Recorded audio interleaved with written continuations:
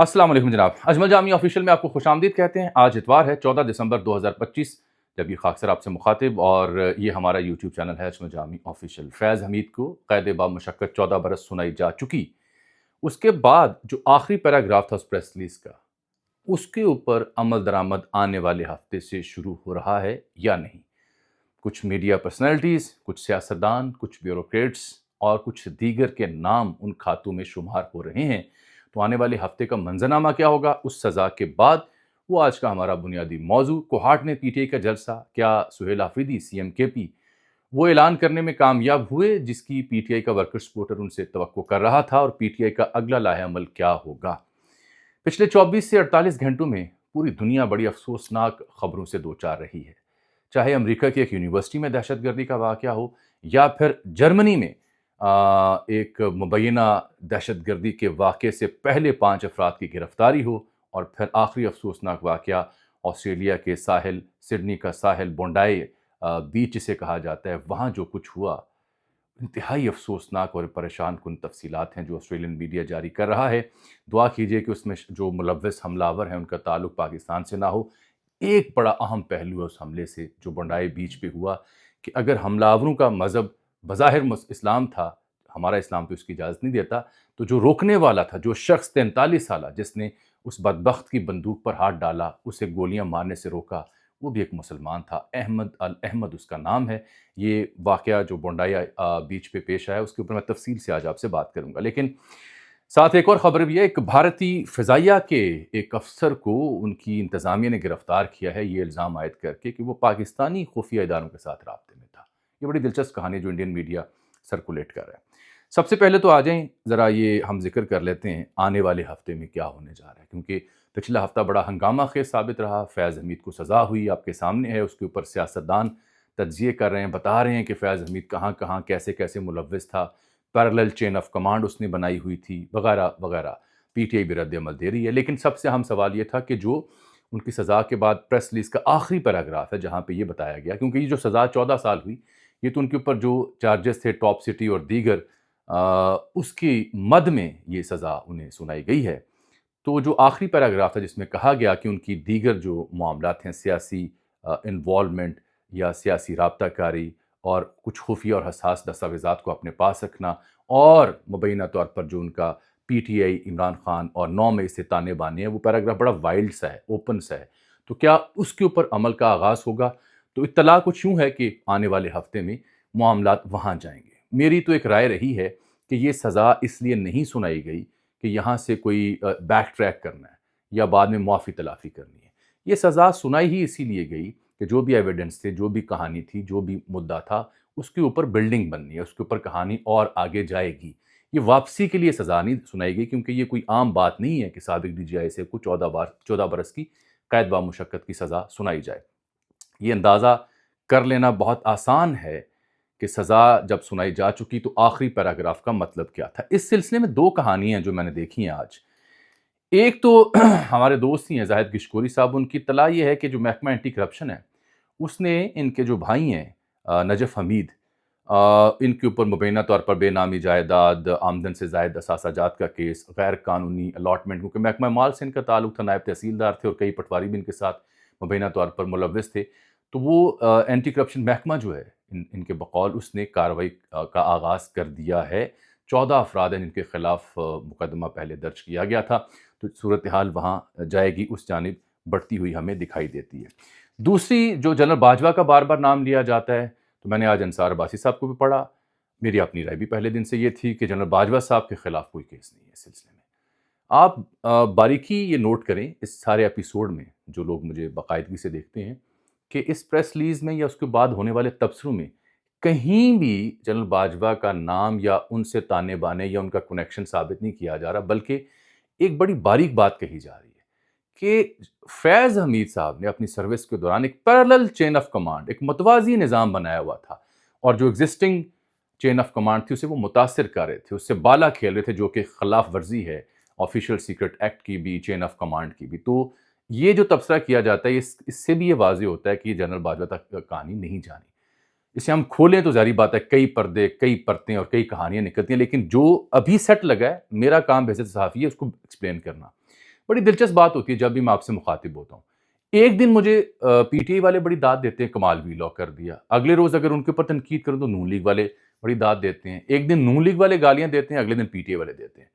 تو مجھ سے کچھ لوگ نیچے کامنٹس میں پوچھتے بھی ہیں اور اعتراض بھی کرتے ہیں، سبسکرائب بھی کرتے ہیں، ان سبسکرائب بھی کرتے ہیں. میں یہی تو آپ کی خدمت میں عرض کرنا چاہ رہا ہوں کہ صحافی کا کام ہی یہی ہے، جو خبر، جو اسکیم، جو ایشو زیر بحث ہے اس کے دونوں پہلو آپ تک پہنچائے جائیں، بجائے اس کے کہ میں خاص سیاسی جماعت کا ترجمان بن کے صرف وہی بات کروں جو اس کو سوٹ کرتی ہے. یہ کام نہیں ہے صحافی کا. یہی ہم کوشش کریں کہ فرق ڈالیں. عوام اب تنگ آ گئے ہیں مرضی کا سچ پی ٹی آئی کا سن کے، مرضی کا سچ نون لیگ کا سن کے. عوام چاہتے ہیں یار ہمیں وہ بات بتائیں نا جو یہ دونوں ڈسکس نہیں کر رہے. اس لیے میں بتا رہا ہوں کہ جو سیٹ اپ اسکیم ابھی لگی ہوئی ہے اس کے تناظر میں یہ ہونے جا رہا ہے اگلے ہفتے میں. باجوہ صاحب کی کوئی کہانی اس میں نہیں ڈالی جائے گی، ان کے خلاف کوئی کیس نہیں ہے. ہاں، ججز جن کا حوالہ فیصل واڈا بھی دے رہے ہیں، کچھ بیوروکریٹس، کچھ میڈیا پرسنس، ان کے نام اس میں آ سکتے ہیں. اور ایک اور ہمارے صحافی حماد حسن، ان تو یہ خبر دی کہ کئی اہم صحافیوں رینکرز کی لسٹ جو ہے وہ ٹیکس ڈپارٹمنٹ کو بھیج کر تفصیلات فراہم کرنے کا حکم جاری کیا گیا ہے. ان صحافیوں کو مبارک ہو جن کے ایسٹس بہت محدود ہیں. تو میں نے کہا جی خیر مبارک، کیونکہ ہمارے ایسٹس تو انتہائی محدود ہیں، نہ ہونے کے برابر ہیں. تو جن کے ایسٹس ہیں کھلے ڈولے، جو اس سلسلے کا حصہ تھے، جنہوں نے بہتی گنگا میں اشنان کیا، وہ بھگتیں، وہ جانیں اور ان کی کہانیاں جانیں. وہ کہندے نا پنجابی کھادیاں جنہاں نے گاجراں ٹھڈ انہاں دے پیٹ سانوں کی لگے. ہمارا کام تو صحافی کے طور پر خبر دینا ہے. اب دوسرا کوہاٹ جلسہ وہ بھی میں نے دیکھا ہے. سہیل آفریدی صاحب وہاں مخاطب تھے، جنید اکبر بھی تھے، شہریار خان آفریدی بھی تھے، شفیع جان اور دیگر کو میں نے دیکھا. انہوں نے اعلان کر رکھا تھا پی ٹی آئی نے کہ یہ اگلے 10-15 روز کے پی کے اندر مختلف جو شہر ہیں وہاں پہ جلسے کریں گے بیفور دا فائنل کال. تو یہاں میں نے سہیل آفریدی کی تقریر کو بھی دیکھا سوشل میڈیا کے اوپر. وہ تو کہہ رہے ہیں واپسی یا تو ہم کفن میں آئیں گے یا آزادی لے کر آئیں گے اگر ہم اسلام آباد کی طرف گئے. اور کہہ رہے ہیں جی کہ ادارے عمران خان کو جھکانے یا پی ٹی آئی کو ختم کرنے کی کوشش کر رہے ہیں، اور جو مذاکرات کی ذمہ داری ہے وہ خان صاحب نے اچک زئی اور راجہ صاحب کو دی ہوئی ہے، راجہ علامہ ناصر عباس صاحب کو.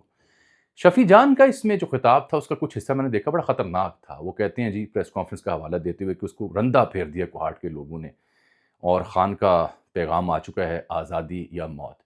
یہ نعرے خون گرمانے کے لیے تو بہت اچھے ہوتے ہیں.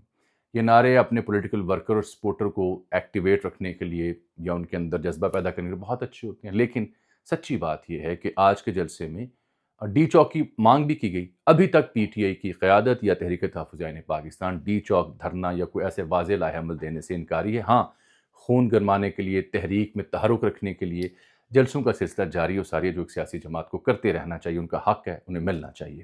لیکن اگر آپ یہ کہیں کہ کوئی واضح لائن آف ایکشن فوراً دے دی گئی ہے تو ایسا نہیں ہے. وہ جو کمیٹی کی میں ذکر کل پرسوں سے آپ کو سنا رہا ہوں، اس میں نے بتایا تھا علامہ راجہ ناصر عباس اچک صاحب کہتے ہیں کہ ہم پی ٹی آئی کی کمیٹی میں نہیں رہنا چاہتے. اس کے پیرل ایک سسٹم اگر آپ ارینج کریں کوئی ہٹ کے کہ اتحادی بھی شامل ہو، پی ٹی آئی کے لوگ ہوں، کوئی اپیکس کمیٹی، تو وہ بات ہمیں زیب دے گی. اب میں آ جاتا ہوں اس خبر کی جانب جو بہت ہی افسوسناک ہے. لیکن اس سے پہلے ذرا ایک بھارتی فضائیہ کے پائلٹ کا قصہ سن لیں. ان صاحب کا نام جو ہے، ان کو کہا جا رہا ہے کلندرا شرما. کلندرا شرما جو ہیں، یہ آسام جو بھارت کی ریاست ہے، وہاں تیز پور نامی ایک شہر ہے، وہاں یہ مقیم ہیں. ابھی تیز پور میں ایک یونیورسٹی ہے، وہاں ٹیکنیکل اسسٹنٹ کے طور پر کام کر رہے ہیں. اور ایئر فورس جو انڈیا کی تھی اس کے یہ افسر تھے، کوئی 2022 میں یا 2002 میں، معاف کیجیے گا، یہ ایئر فورس سے ریٹائرڈ ہوئے، پھر ایک پرائیویٹ یونیورسٹی میں ٹیکنیکل افسر کے طور پر کام کر رہے تھے. تو ان کے اوپر الزام ہے کہ یہ بھارتی فضائیہ سے چونکہ وابستہ رہے تو ان کے پاس کچھ ڈاکومنٹس تھے اور یہ پاکستانی ایجنسی اور اداروں کے ساتھ رابطے میں گئے تو ان کو جاسوسی اور ملک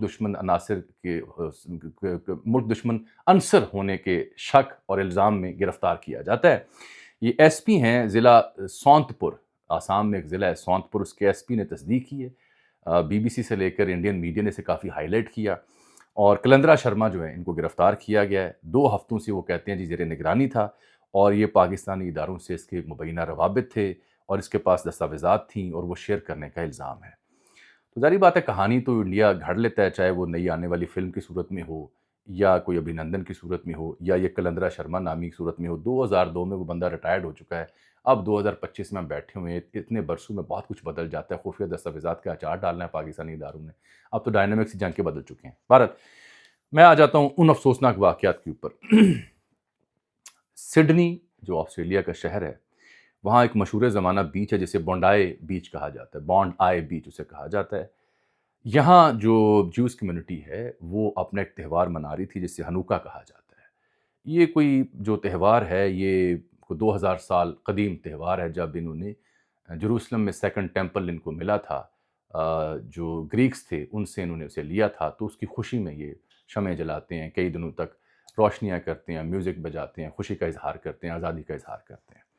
تو یہ ایونٹ جو ہے نومبر کے آخر میں یا دسمبر کے پہلے چند دنوں میں منایا جاتا ہے۔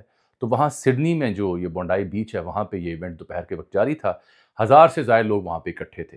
میں نے آسٹریلین پرائم منسٹر جو ہیں اینتھنی البنیز، ان کو بھی دیکھا سنا۔ آسٹریلیا کے جو مختلف لوکل چینلز ہیں، بالخصوص اسکائی نیوز آسٹریلیا، اس کو ضرور سنا اور دیکھا۔ ٹویٹر پر جو اس وقت جنگ جاری ہے وہ یہ ہے کہ جن لوگوں نے حملہ کیا اس بیچ پہ، وہاں پہ ہنوکا نامی تہوار منانے والے جیوز کے اوپر، وہ مسلمان ہے، اور ان میں سے ایک شخص کا نام نوید اکرم ہے جو کہ شاید پاکستانی ہے۔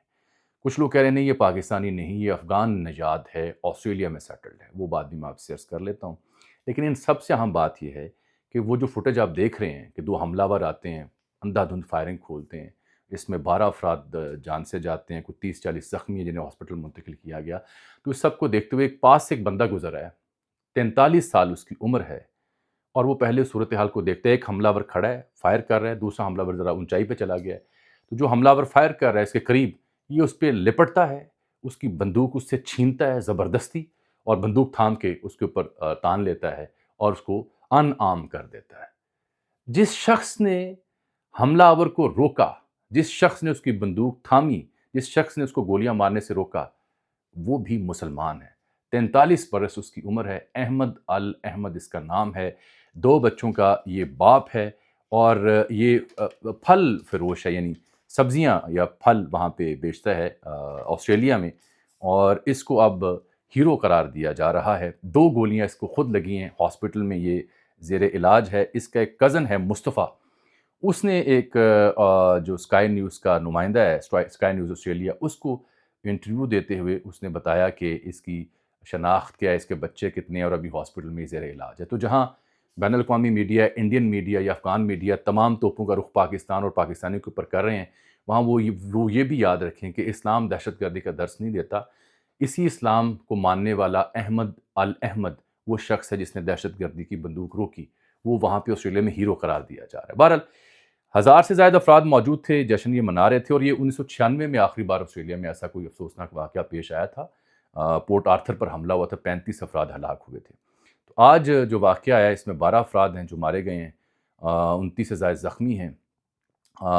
اب جو ان کے پرائم منسٹر ہیں ان تو بڑا واضح ایک سٹیٹمنٹ دی ہے کہ یہ ایک منظم دہشت گردی ہے، یہ ایک آسٹریلین قوم کے خلاف ایک دہشت گردی ہے، اور یہ آسٹریلین جیوز کے خلاف نہیں، ہر آسٹریلین شہری کے خلاف یہ کارروائی ہے، اس کا بھرپور جواب دیا جائے گا۔ ادارے ان کے تحقیقات کر رہے ہیں، وہ چیزیں منظر عام پر لے کے آئیں گے کہ کیا نوید اکرم کا تعلق ہے یا نہیں۔ ہاں، نوید اکرم کے بارے میں دیکھ رہا ہوں 2022 کے ایک پوسٹ ہے جو کہ آدم اسماعیل نامی شخص نے مراد انسٹیٹیوٹ اس کے پلیٹ فارم سے شیئر کی کہ اس نے 2022 میں تجوید کا کورس مکمل کیا، اور یہ ایک مذہبی رہنما کے ساتھ کھڑا ہے، پیچھے قرآن اور سنت کی کتابیں لگی ہوئی ہیں۔ تو اس تصویر کو دیکھ کر کے انڈین میڈیا نے فریم کیا کہ یہ شاید پاکستانی ہے۔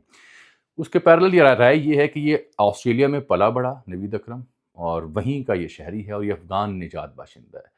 خیر، میں اس بحث میں نہیں پڑھوں گا، میری بحث یہ ہے کہ اگر کوئی بدبخت مذہب کا غلط استعمال کرتا ہے تو وہ مذہب اس کی نمائندگی نہیں کرتا، مذہب نمائندگی کرتا ہے اس شخص کی جس نے بندوق روکی، جس نے دہشت گردی کے آگے ہاتھ اٹھایا، اس نے پھر مارا، اس بندے کو کھینچا، بندوق کھینچنے کے بعد اس کو ان نام کر کے اس نے پھر ہاتھ اوپر اٹھائی پولیس کو بتانے کے لیے کہ بھائی میں دہشت گردی میں نے روکا ہے، پھر اسے وہ ہاسپٹل لے گئے۔